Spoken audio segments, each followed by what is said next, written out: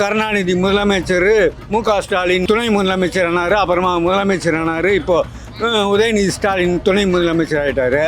அவங்க வம்சாவளியில் தான் வருவாங்க. அதை நம்மளால் தலையெழுத்து மாற்ற முடியாது. நம்ம தலையெழுத்து, நம்ம தமிழ்நாட்டு ஜனங்களுக்கு புத்தி இல்லை. அதெல்லாம் அவருக்கு மனசு வராது. அவங்க குடும்பத்தில் தான் அவர் முதல்வர், துணை முதல்வர்னால் அவங்க குடும்பத்தில் தான் இருக்கணும். உதயநிதி ஸ்டாலின் அவர்கள் எந்த மாதிரி செயல்பட்டால் நல்லா இருக்கும்னு நினைக்கிறீங்க? இல்லை, அவருக்கு அரசியலை பற்றி தெரியுமா இல்லை தெரியாது நமக்கு. இல்லை, அது துணை அமைச்சராக ஆகிட்டார். அவர் ஜாமீனில் விடுதலை கொடுத்தாங்க. அவருக்கு இன்றைக்கி 471 நாள் ஜெயிலில் இருந்துட்டு வந்தார். அவருக்கு வந்த உடனே ஒரு தூக்கி உட்கார வச்சு, இந்தாயா உனக்கு ஒரு அமைச்சரையா அப்படின்னு போஸ்ட் கொடுக்குறாரு. இதை விட கேவலமான விஷயம் ஏதாவது இருக்குமா? இன்ப நிதி தான் அடுத்த துணை முதல்வராக வருவார். அடுத்தது முதல்வராக கூட வரலாம். அதை கொடுக்குறாரு. ஏன்னா அவ்வளோ பெரிய தப்பு பண்ணியிருக்காரு அவர். அது போய் திருப்பி கொடுத்தா அது அவங்க ஆட்சி, அவங்க என்ன வேணால் பண்ணுவாங்க. நாட்டுக்கு நல்லது செஞ்சால் போதும். யார் வந்தால் என்ன வரல. நான்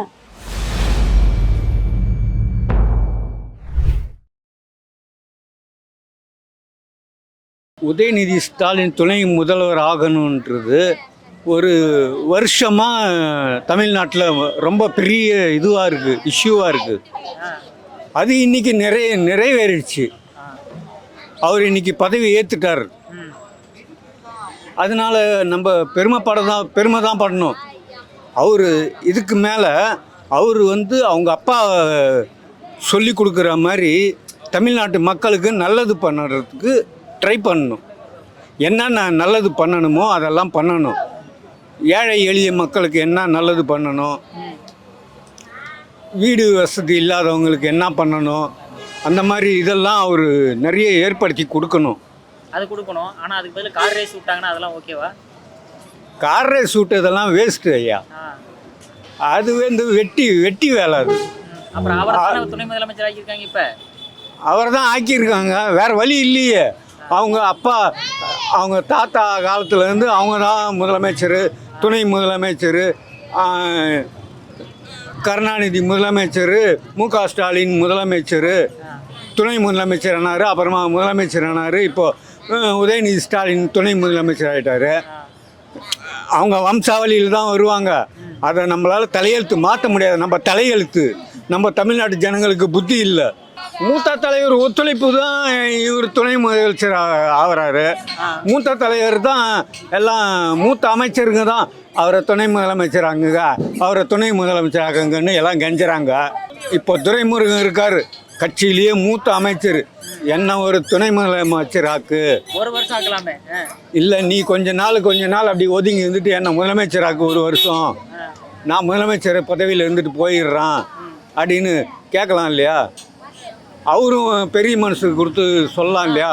அதெல்லாம் அவருக்கு மனசு வராது. அவங்க குடும்பத்தில் தான் அவர் முதல்வர், துணை முதல்வர்னால் அவங்க குடும்பத்தில் தான் இருக்கணும். இன்னைக்கு முக்கியமான விஷயம் என்ன பார்க்கப்படுதுன்னா, உதயநிதி ஸ்டாலின் அவர்கள் துணை முதலமைச்சர் ஆக்கப்பட்டிருக்காரு. அது உங்களுக்கு என்ன மாதிரி கருத்துக்கள், உங்களோட கருத்து? இந்த மாதிரி கருத்துக்கள்னா என்ன இருக்குது? இல்லை, அவங்க அப்பா இருந்தார், இப்போ அவர் இருக்காரு, வேறு யாருக்கு போகிறாங்க சொல்லுங்கள்? இந்த மாதிரி அப்பாவுக்கு அடுத்து பையன், அதுக்கு அடுத்த பையன் அப்படி வர்றது இந்த தமிழ்நாட்டுக்கு செட் ஆகுமா? தமிழ்நாடு செட் ஆகுதா? டிஎம்கே செட் ஆகும். டிஎம்கே செட் ஆமாம்.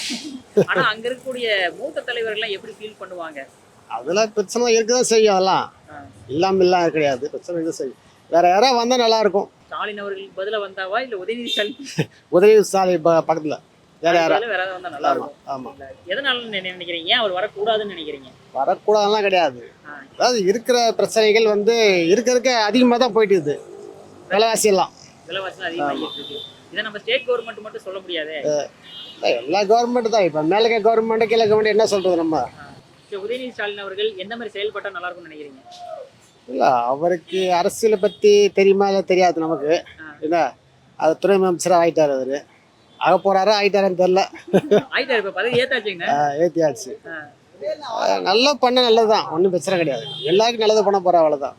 நல்லது பண்ணால் நல்லது தான். இப்போ செந்தில் பாலாஜி இப்போ விடுதலை ஆயிட்டாப்ல, ஓகேங்களா? ஆன உடனே இன்னைக்கு அவருக்கும் அமைச்சர் பதவி கொடுத்துட்டாங்களே. அது மகா கேவலமான செயல். ஜாமீனில் தான் வந்திருக்காரு. அவர் ஒன்றும் விடுதலை நீ ஒன்றும் உத்தமையா அப்படின்ட்டு விடுதலையெல்லாம் பண்ணல, ஜாமீனில் தான் வந்திருக்காரு.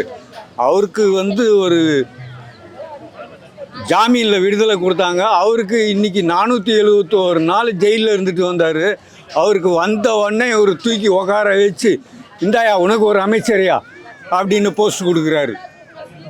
இதை விட கேவலமான விஷயம் ஏதாவது இருக்குமா? ஸ்டாலின் பண்ணலாமா சொல்லுங்க பார்ப்போம். இதை விட கேவலமாக என்னையா பண்ண முடியும்? ஸ்டாலின்றது நல்ல ஒரு ஆட்சி அமைக்கணும், நல்ல மக்களுக்காக உழைக்கிறதுக்காக ஒரு மனசு, தூய மனசு வரணும் அவருக்கு. மக்களுக்காகவே நான் மக்களுக்காக தான் ஓட்டு கேட்டு வாங்குறேன், எல்லாம் ஓட்டு வாங்குகிற ஓட்டெல்லாம் உங்களுக்கு செலவு பண்ணுறான் அப்படின்ற ஒரு நல்ல மனசு வரணும். இன்ப நிதி தான் அடுத்த துணை முதல்வராக வருவார், அடுத்தது முதல்வராக கூட வரலாம். திருமாவளவன் சாவர வரைக்கும் நடக்கிற விஷயமே கிடையாது. மொத்த மதுபான ஆலைக்கும் சொந்தக்காரன் திமுககாரங்க. முக்கால்வாசி மதுபான ஆலைக்கு முக்கால்வாசி சரக்கு உற்பத்தி பண்ணுறதே திமுககாரங்க அமைச்சருங்க தான். அவங்க கண்ட்ரோலில் தான் இருக்குது. அவங்க பேரில் அவங்க தான் நடத்துகிறாங்க. அவங்களுக்கு தான் சொந்தமாக அவங்களே வந்து மது ஒழிப்புக்கு 2 அமைச்சர் அனுப்புகிறேன்ட்டு ஃபீலாக காட்டுறாங்க. கார் ரேஸ்லாம் நமக்கு தேவையில்லாது. ஒரு அரசியல் இருக்கும்போது எல்லாம் தேவையா நமக்கு? நாட்டில் எவ்வளோ பிரச்சனைகள் இருக்குது. என்ன எவ்வளோ ரோடு சரியில்லை, எவ்வளோ பிரச்சனைகள், குடி தண்ணி கண்ணி இல்லை, இந்த மாதிரி எவ்வளோ பிரச்சனைகள் இருக்குது. அதெல்லாம் போட்டுட்டு கார் ரேஸ்லாம் தேவையா? இதெல்லாம் அது வந்து மேல இடத்துல தான் கேட்கணும், நம்ம என்ன சொல்றது. அதே மாதிரி இப்போ வந்து செந்தில் பாலாஜி அவர்கள் வந்து விடுதலை ஆயிருக்காரு. அவங்களுக்கு எடுத்த உடனே அவர் பதவியை திரும்ப கொடுத்துட்டாங்க, அதே அமைச்சர் பதவி திரும்ப கொடுத்துருக்காங்க. அது தப்பு. அது தப்பு தான். அது கொடுக்கூடாது. ஏன்னா அவ்வளோ பெரிய தப்பு பண்ணியிருக்காரு அவரு. அது போய் திருப்பி கொடுத்தா அது அவங்க ஆட்சி, அவங்க என்ன வேணா பண்ணுவாங்க. ஆமா, அவங்க ஆட்சி. நாட்டுக்கு நல்லது செஞ்சா போதும். யார் வந்தா என்ன வரலன்னு நான் மக்களுக்கு நல்லது வந்து செய்கிறாங்களா, சேவை செய்கிறது என்ன, நல்ல ஆட்சி நல்ல இது கொடுக்குறாங்களா, அது போதும்.